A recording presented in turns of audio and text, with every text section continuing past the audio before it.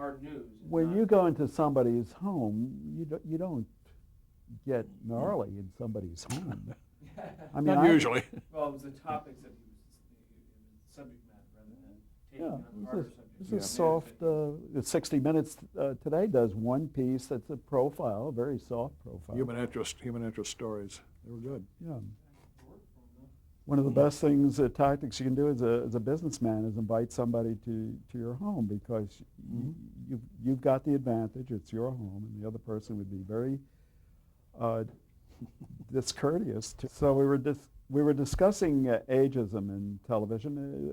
Is that one of the things that's changed in television since the early days, or was that always present in television? I don't really know, because I wasn't old enough at that time to really be aware of it. But you must have seen the people around you were older people treated not as kindly, perhaps, and encouragingly as the younger people. Is television a young person's medium? Live television certainly was, just simply because of the physical taxing that took place, the energy needed and needed to be sustained. You had to be young to do it.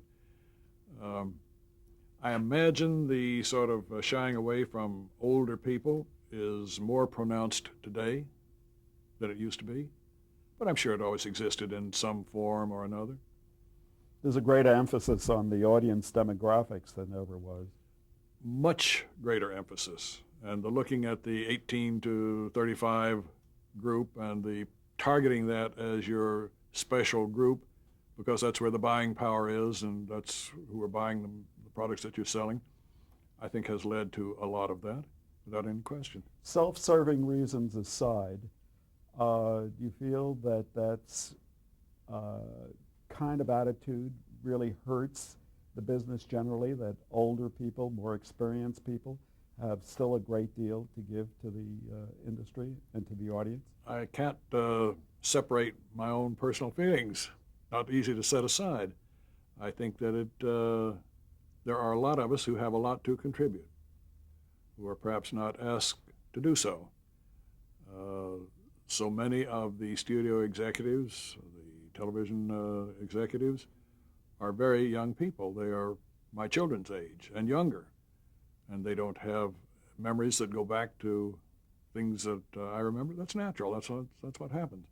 But the authority residing in those very young people may narrow the potential that is there available to them. I do know that the demographics have a lot to do with the fact that the network executives are of that age, and therefore they are chosen because they see things with young person's eyes. And young people today, as I guess always was the case, when I was young, we saw things differently than the way our parents saw it. And we were pushing against certain restrictions and fighting against others. As you view television today, is it a better medium than it might have been 20 years ago? I don't mean from a technical standpoint. I mean just as a viewer. There is no question in my mind that it is a far less substantial, far less vigorous, informative medium than it has ever been. The potential, the hope, when we were young, of what television could do in the future with increased technical capacities was endless. It just seemed like almost anything could be done. And with the tremendous, overwhelming pressure of ratings and mass audience appeal, the shows are just not very good. The audience that we used to have in the very early days of live television went from network television to PBS, has now pretty much left PBS and gone to cable, or has left all of them altogether and gone off to play dominoes somewhere. But the same thing is true with feature motion pictures, that the people that I know in Nashville, chums of my age, closest friends in the world, some of them have not been into a motion picture theater in 20 years. They have no interest in it at all, no matter what the picture is, no matter how much it's touted. They've been offended.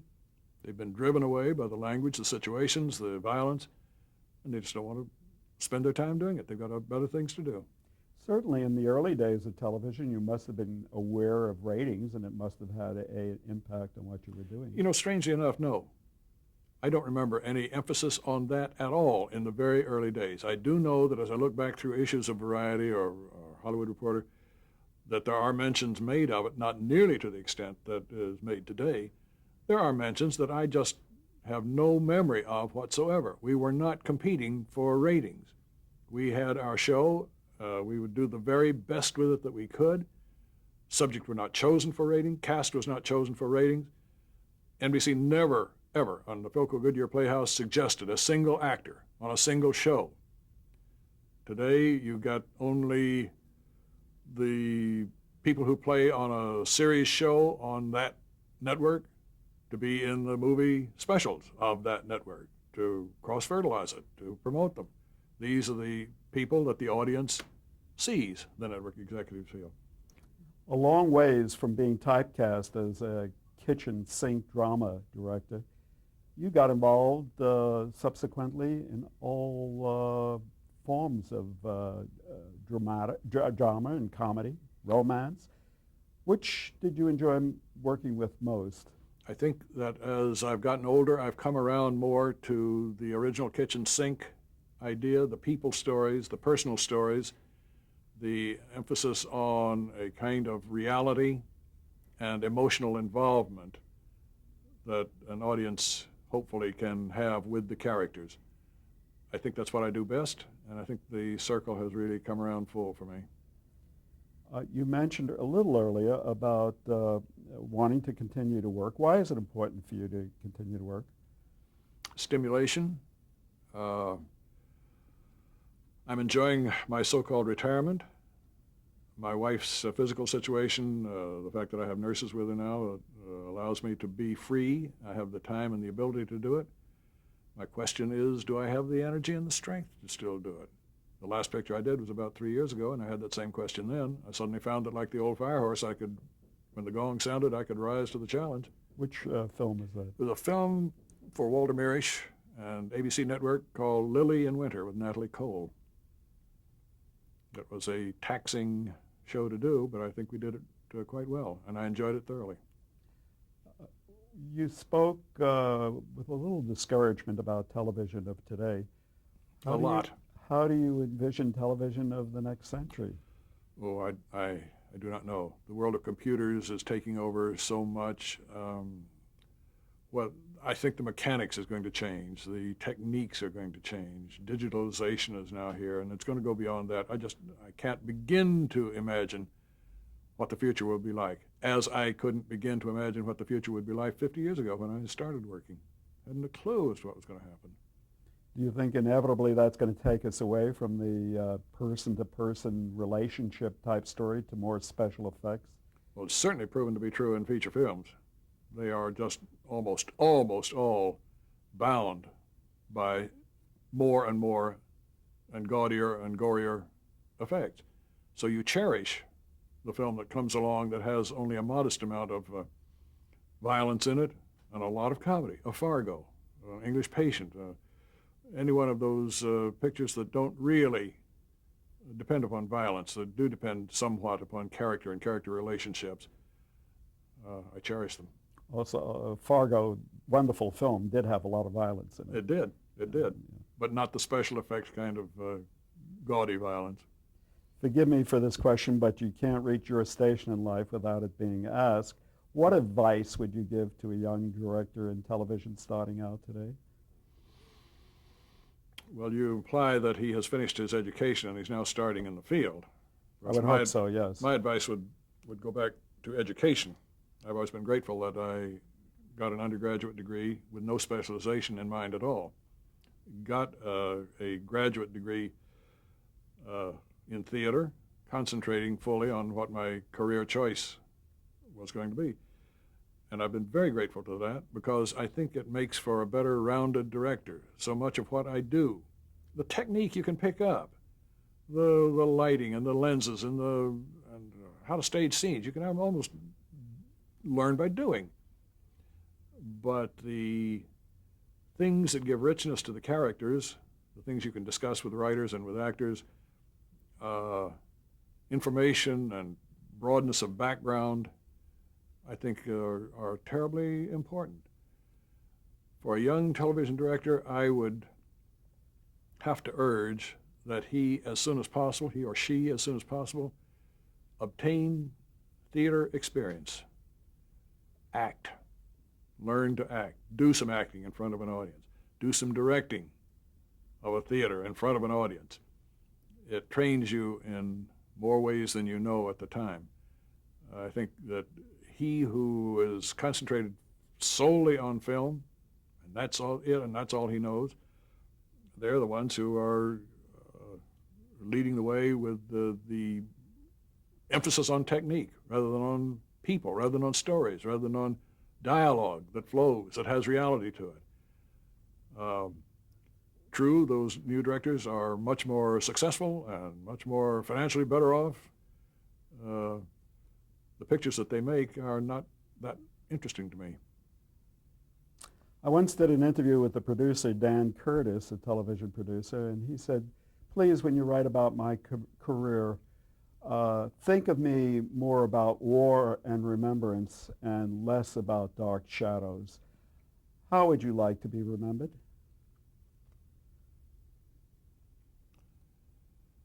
I can't answer that. I really don't know. I just hope that I'm considered a reasonably good director who had a lot of friends. A pioneer? Well, that I am, in a way, without wishing for it, a pioneer of sorts. But that came upon me all unexpected. And a groundbreaker? that happened also, but again, not by any foreknowledge or desire on my part at the time. A decent human being? I hope so. Somebody respected by his peers? I truly hope so. Do you think that you are? I believe so. Thank you for all of that. Now, if I may, I'd like to just mention some of the people you've worked with over the years, Mm-hmm. and if you would just give me a brief impression I'll try. of them. You want honest answers? Of course. All right. Fred Coe, we've talked about at some length, and Patty Chayefsky. What about David Shaw? You've mentioned him several times. David Shaw is one of the most likable people in the world. I don't know anybody who would say or has said a bad word about David. He is a very good writer. I've done more shows written by David than any other writer. I couldn't tell you how many shows we have done together. He's a dear friend. He's a good man. He worked a lot with Herb Brodkin, didn't he? Yes, he did. Yes. Tad Moselle, we spoke briefly about him, but Tad, a very dear friend, a very special writer of a special kind of material, the sort of probing of small relationships and small problems, probing them intensely and in very realistic terms, was Tad's field, and he did it brilliantly. somebody we haven't mentioned at all, Sumner Locke Elliott. Sumner was a gas. He was a comedian, a card from the word go, a cheerful, great friend. I cherished knowing Sumner. We did several shows together, and it was always laughs all the way and great fun to do. A gentleman that I don't know a whole lot about, William Kendall Clark. I don't remember Bill strongly. Bill was a busy writer during the very, very first days when I started on the Philco Playhouse. Bill had a way of doing dramas based upon reality. The Jefferson Davis show was his, and half a dozen other shows in which he did research for them and attempted to mold that research into a 3-hour drama, some more successfully than others. How Bill would stack up with the more of the kitchen sink writers, because Bill was not that, is very hard to determine. A very fine and respected actor, E.G. Marshall. A close friend. E.G. is one of the nicest, most fun people that I've ever worked with. I always cherished every opportunity to work with him that I could. I think E.G. was one of those actors who needed something physical to find the character. Needed something that he could kind of get behind, like Larry Olivier with his noses and his makeup, and he'll find the character in the physical manifestations of it. To some extent, E.G. is that, whether it's an accent, it may just be an attitude or something, that if you can find that right hook, E.G. will clutch on to a character and build it, something that he had been kind of struggling with for a while until you found together whatever it was that triggered it. A word or two more, please, on somebody who you previously described as a fine actress and friend, Eva Marie Saint. What is her strength as an actress? Honesty, truth. Like David Shaw, I did more scripts with David. I did more plays, more television plays with Eva Marie than with any other actress. So we worked together under a lot of circumstances in a lot of ways. She is a delight to direct, completely giving, never temperamental, never obstructive in any way, totally professional. I can't say enough good about her. Are there actresses who are particularly suited for television? Is she one of them? No, she has had a good career by doing plays, a lot of them directed by her husband, Jeffrey Hayden. Very successful. She's had film career. She knows how to handle all of the mediums, I think, without any question. Did you work with Grace Kelly? I gave Grace her first lead in television, and we worked together, I think it was 3 times. What was that first lead? The first one was the title role in Bethel Maraday, which was a Sinclair Lewis novel adapted to the stage about a young summer stock actress just beginning her career. And Grace was playing on Broadway in The Father with Raymond Massey at that time, so she continued playing at night and would rehearse with us during the day, except on Wednesday and Saturday she wasn't there, and I had to have a stand-in for her. But she was wonderful to work with. She became a very dear friend, and we did together the show that I think may be one of the very best shows that I ever did in live television, which was F. Scott Fitzgerald's The Rich Boy, with her then sweetheart, and with Robert Pastine and Phyllis Kirk playing the other leads. It was a wonderful experience. And a quick story, you know, about the lost kinescopes that have just disappeared, burned by the networks or lost somewhere. When Fred Coe died, I asked Grace, who was then Princess Grace, if she wanted to come to Nashville when she was coming to this country to do an evening of poetry readings. She was appearing in 3 or 4 other places around the country. She said yes. She came, they did the evening, black tie, it was a wonderful, glorious evening. The governor, the mayor, the chancellor of Vanderbilt, everybody was there. It was a dedication of the Tennessee Performing Arts Center in Nashville, and as a tribute to Fred Coe. When the evening ended, big dinner and festivities, I walked her out to the car and I said, Grace, I've got to ask you something. Do you by any chance have the kinescope of The Rich Boy? She said, yes, I have it. I said, okay. Would you let it out of your hot little hand long enough for me to put it on tape, because the kinescope will deteriorate. It will be gone. She said, yes, I will. The next time Rupert Allen, her consul from Monaco, came back from there, he brought with him in his suitcase the big kinescope of The Rich Boy. I gave it to UCLA, who transferred it to tape. They have a copy. The Museum of Television has a copy. I have a copy. And I sent the kinescope back to the palace. Grace died just shortly after that. She was killed, and that night was the last time I saw her. I was telling this story to David Swift one time, and he got to laughing. I said, what are you laughing about? You had nothing to do with that show. He said, yeah, I know, but you want to know how she got that kinescope? I said, how? Remember the time I was working up at the office writing 3 shows at once? I said, sure, I remember it very well. I said, I was in love with Grace. One night after everybody had gone, I went to the closet where Fred kept the kinescopes, and I swiped it. And I gave it to her. He said, it didn't do me any good, but it saved your damn kinescope for you. That's a true story. Did you think of her as beautiful? The most beautiful creature I've ever seen in my life. The night of Rich Boy, she gave a little after-show, had a drink, cocktail party at her apartment on the east side. My wife was there, she went with me, and Fred Coe was there, and Gene Lyons, her boyfriend, was there. Just the 5 or 6 of us.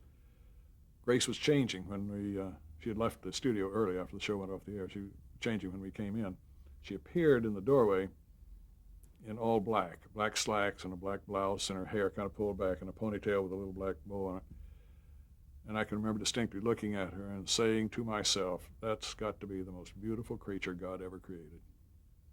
She was a love. In love with Grace. Your career and that of Angela Lansbury crossed at one point? 4 times. 4 times. And there's another love. One of my great favorites of all time.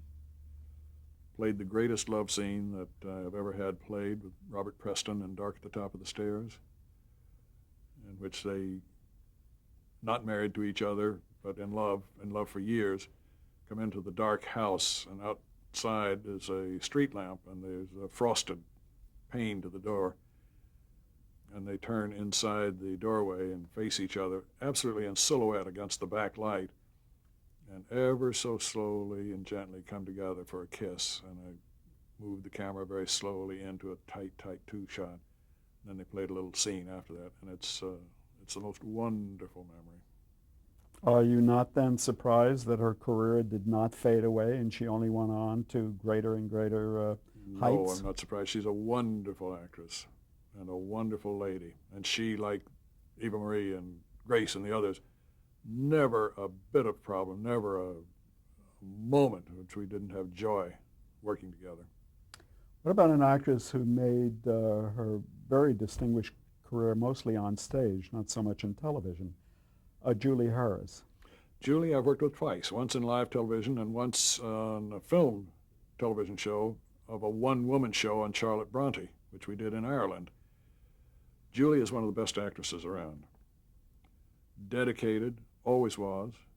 She's one of the nicest people. I'm only sorry that I've had only the 2 experiences of working with her, but staging the one-woman show and then putting it on camera in the crowded conditions of a house out in the middle of Ireland, the crew of Ireland Radio and Television Station chose our production with which they were cooperating to go on strike. They wanted something that they thought this cooperation with the American company would get them. The first day we were shooting, the whole crew did not show. We had to get a substitute crew. Fortunately, the camera crew was not a member of that union. They were there. I had to dragoon somebody to be my assistant director and somebody to do the lighting. It was a whole mess. Wardrobe and makeup were not there. Suddenly, I went back into the kitchen. There was Julie, half made up, in a slip. She had her dress, the costume that was made for this piece, out on the ironing board, and she was ironing it. And she went and finished her makeup and did her own hair and appeared serenely on the set without any problems whatsoever. She's a wonderful professional. What about an actor who, again, made his reputation mostly elsewhere other than television and film, and particularly for his portrayal of Abe Lincoln, Raymond Massey? Ray was sweet. I liked him a lot. Ray had a funny shyness about him in which I found that I found it very hard to meet his eyes, to find his eyes. He was always looking just down below where my eyes were looking to try to get right into his line of vision. But it was a kind of cocoon for him in a strange kind of way. We worked together twice. Again, in television? Yes. Mm-hmm. Once was the day Lincoln was shot, and Right. she played Abe. That was the Jim Bishop That's book? correct, yes. He was good to work with, wonderful to work with, and a very, very nice man. I haven't asked you very much about television executives, and you've had your experiences with them, I'm sure. What about Perry Lafferty? Perry is a good friend, good executive. We never worked terribly close together. We were, maybe 3 or 4 shows that we kind of brushed wings a little bit. We should clarify, you met Perry when he was executive at CBS in programming? I worked with him at that time. I had met him before then when he was directing. And I don't remember what it is he was directing. Was it the Hit Parade or something? I'm not sure. But he was a programming Yes. executive with CBS Yes. here on the West Coast. I remember the day that we were transferring All Quiet on the Western Front from film to tape, and they started to do a very bad job of it over at CBS, and I went ape. I exploded in righteous anger. And Perry was the one who kind of came down from his offices upstairs and calmed everything down and postponed the taping until they could get the machinery set up properly and that sort of thing. Perry's a good man. Having been a director himself, he must have had a particular affinity for directors. I feel quite sure that that's the case. Did your career ever cross paths with David Wolpe? Yes, I did 2 shows for David back when he was producing specials. They were sort of dramatized documentaries. One was on the Hope Diamond and the history of the people who have owned it, called The Legendary Curse of the Hope Diamond, done for the Smithsonian, and one called The First Woman President with Eva Marie Saint playing Mrs. Woodrow Wilson. The only 2 experiences I ever really had with David. Good producer. Didn't have that much personal contact with him. Warren Bush was the actual practicing producer. Phyllis Kirk's husband. Phyllis's husband, yes. The boss at NBC when you were there was Pat Weaver. Did you ever get to see and have a relationship with the boss? I never did at that time. I have had in recent years, and I give him a lot of credit for some of the best things that were evolved or started in his regime at NBC. Very creative man.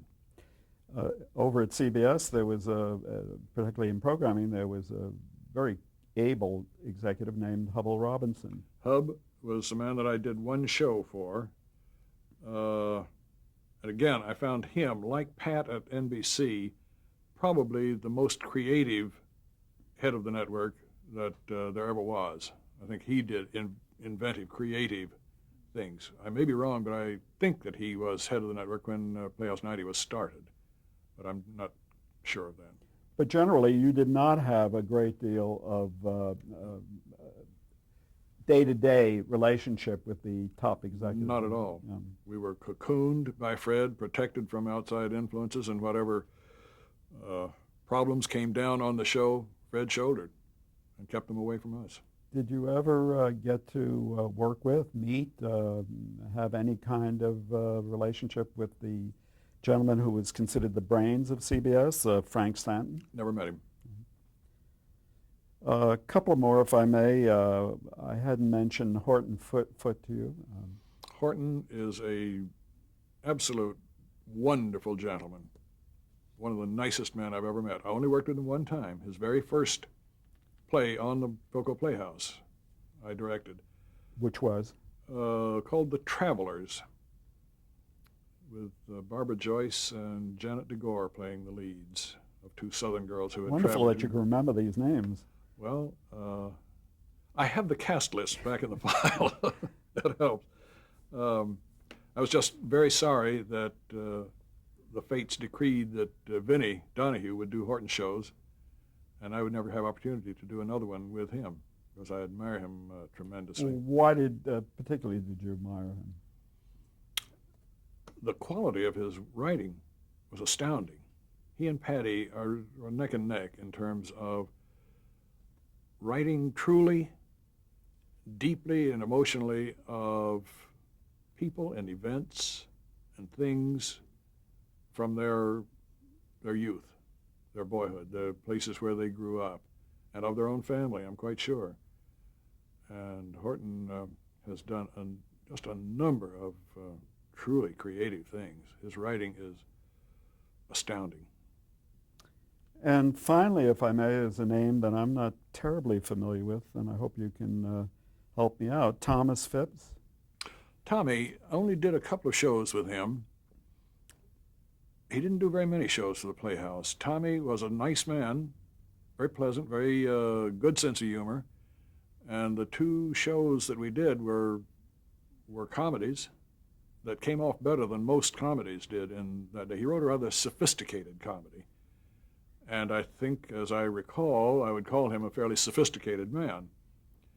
We didn't know each other outside of the work relationship. I just never saw him. He lived out on the east end of Long Island, and our paths just never crossed except working together. But it was a pleasant experience. Well, it was a very pleasant experience. Thank you very much, Delbert Mann, for giving us the time. Thank you for making it so easy.